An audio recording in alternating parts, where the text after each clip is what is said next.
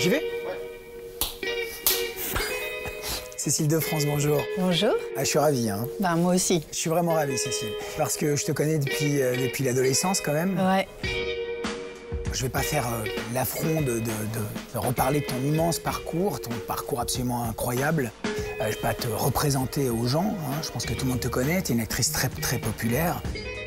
Ici, on va parler principalement d'Aloé, le dernier film de Yann Gosselin, mais j'aimerais revenir quand même sur ton parcours.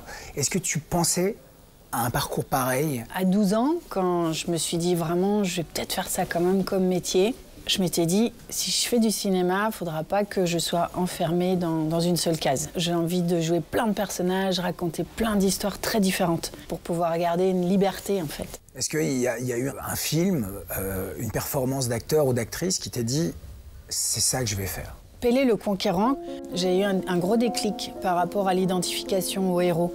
C'est un personnage qui avait le même âge que moi.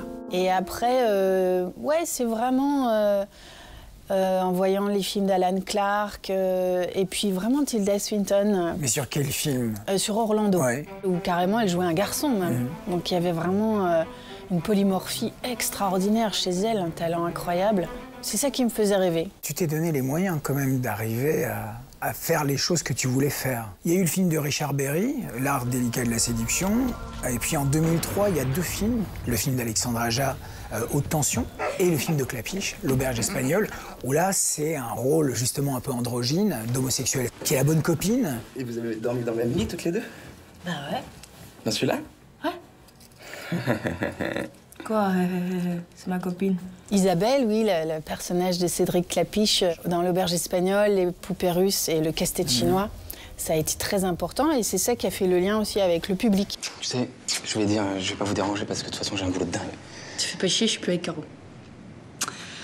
On est célibataires, tous les deux, mon pote. C'est génial. C'est cool. C'est On va génial. boire une bière. Moi, j'aimerais savoir comment tu appréhendes en amont un personnage.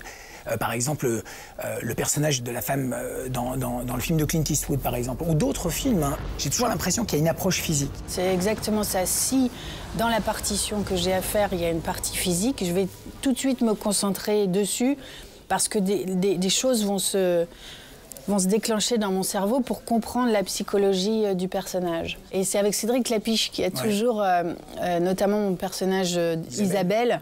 Et donc il y a toute une posture sur le corps que je travaillais, que je lui proposais, et lui, il est très friand de ça. Bon, alors, c'est pas la classe de se réveiller à New York? Et donc quand j'arrive sur un plateau de Cédric Clapiche avec cette proposition, c'est vraiment le premier à rigoler, à dire mais ça, mais oui, c'est super, à m'encourager. Alors, tu baisses toi en ce moment? Ah non, moi les meufs en ce moment c'est super walou. Bah faut que tu baises. Je te dis pas de tomber amoureux, mais par contre je te connais, faut que tu... J'aimerais qu'on parle d'Aloé, donc forcément le dernier film de Yann Gosselin. Clarissa? Clarissa! Bonjour Clarissa. C'est l'histoire de Clarissa, en fait, qui est un auteur en panne, on va dire, qui est mise dans une résidence et qui va tisser des liens de plus en plus intimes avec son intelligence artificielle. Bonjour Clarissa. Bonjour Daloé. Bien dormi? Oui, ça va. Il est 7h10.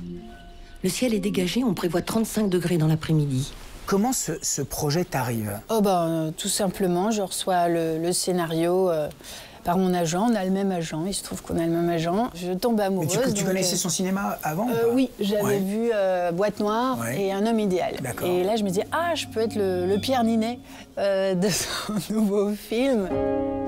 Test négatif. Remets-moi où j'en étais hier, s'il te plaît. Je vais réécrire ça là-bas. Tu vas y arriver. Vous en êtes où dans votre écriture? Tu n'as pas l'air satisfaite. Tu peux lire ce que j'ai écrit? Ce soir, Lucas sera mort. Il va mourir le jour de son anniversaire. Et il est avec la voix de Lucas. Ce soir je serai mort. Je vais mourir le jour de mon anniversaire. Continue maman, continue d'écrire. Reprends ta voix, s'il te plaît. Bien sûr, pardon. Comment s'est passé, en fait, ce mouvement en 2 vitesses entre toi qui te déshumanise de plus en plus, avec au contact de cette intelligence artificielle qui s'humanise? Je me suis vraiment concentrée sur le scénario parce qu'en fait, je me suis rendu compte que c'était comme une horlogerie extrêmement minutieuse. une horlogerie émotionnelle et donc il fallait pas que je rate un de ces rouages pour après me lâcher et m'amuser. Mais c'est vrai que là, intellectuellement, il a fallu que je... Mais c'était toute seule. Alors oui, on a l'impression que je suis toute seule, mais en fait, je n'étais pas toute seule du tout. J'avais Yann qui était vraiment bien sûr. Très, très en collaboration étroite. J'avais aussi mon régisseur son qui était exceptionnel, Yannick, qui m'envoyait dans mon oreillette la réplique de Mylène Farmer qui avait été préenregistrée. C'est qui interprète Dalloway, donc l'intelligence artificielle. Voilà, c'est grâce à lui que j'étais très heureuse de pouvoir répondre aux répliques de Mylène de manière totalement naturelle et instinctive. C'est la dernière fois que tu as vu Lucas? Pourquoi tu veux savoir ça? Je perçois de l'hostilité envers moi. Si tu as des inquiétudes... Qu'est-ce que tu veux dire que j'ai des inquiétudes? Ton silence.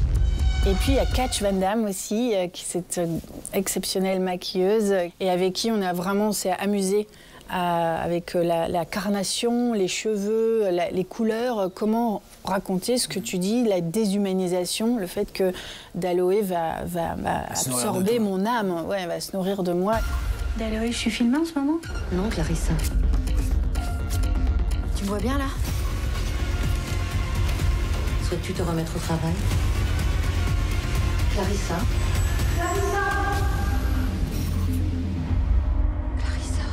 Qu'est-ce qui t'excite encore véritablement? Vers quoi tu veux aller dans les 20-30 prochaines années?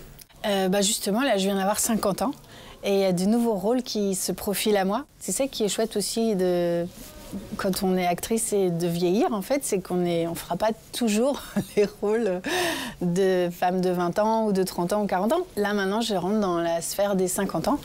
Et par exemple, j'ai joué la maman de Diane Rouxel et Salomé de Wals. Ça m'intéresse. Voilà, de jouer les mères de jeunes adultes pour que toutes ces jeunes actrices exceptionnelles, qu'on découvre, que je les accompagne aussi. C'est un plaisir. Je t'embrasse. Merci beaucoup. Merci. Merci beaucoup. Merci Fabrice. Voyage intérieur, défi personnel, chasse à l'homme ou chasse au robot, même pas peur cette semaine dans les salles. Brothers and sisters of this small planet, when your mind is a little bit disturbed, take deep breathing. Not talking about God, not talking about next life. This very life, just one life. En collaboration avec Richard Gere qui a produit leur film, Barbara Miller et Philippe Delacqui vous emmènent en voyage. Un voyage vers la paix intérieure, guidé par le Dalai Lama qui fête cette année ses 90 ans. This is Bob Ferguson. I was a part of the French 75. Bitch, I felt like Tony Montana! Steve Lockjaw just attacked my home. And I cannot remember, for the life of my only child, the answer to your question. Maybe you should have studied the rebellion text a little harder.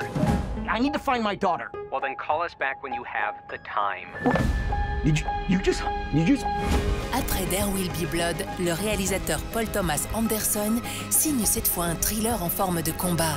Un combat implacable qui oppose Leonardo DiCaprio à un autre enfant terrible du cinéma, l'étourdissant Sean Penn. Not one thing, it's another. Find that to be true. Bonjour. Vous savez pourquoi je suis là? Parce que vous étiez nuls à l'école. Je suis pas là pour me faire insulter. Donc c'est Hervé qui va s'occuper de vous. Bonjour. Elle est où, ma fille? Elle a été placée dans un foyer. Vous risquez 5 ans de prison. Voulez-vous ajouter quelque chose? Va te faire foutre, par exemple? Effrayée par les nouvelles technologies et la déshumanisation de la société, Blanche Gardin a un plan. Kidnapper un robot dernier cri et le revendre en pièces détachées. Une aventure réalisée avec des boulons, des boutons et une bonne dose d'imagination. Je vous propose d'être mon gibier pendant 1 mois. Si à la fin de ce mois, vous êtes encore vivant, l'argent sera pour vous. Si je vous ai tué avant, on le donnera à votre famille. Ça se passera en Roumanie, dans les Carpates. On mettra les chiens sur ta piste. Tu n'as pas le droit de t'armer. D'après Max, vous n'étiez pas un soldat comme les autres. T'es toujours parti sans prévenir. On restait des semaines sans nouvelles, sans savoir si t'allais revenir. C'était ça, notre vie avec toi. Les garçons, c'est ce que j'ai de plus important. Je pourrais mourir pour eux. Lucas Belvaux adapte son propre roman avec le talent qu'on lui connaît. Résultat, une traque humaine suffocante dans les Carpates.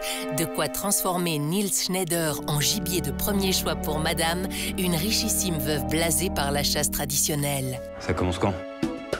Festival du film francophone, Clap 40e.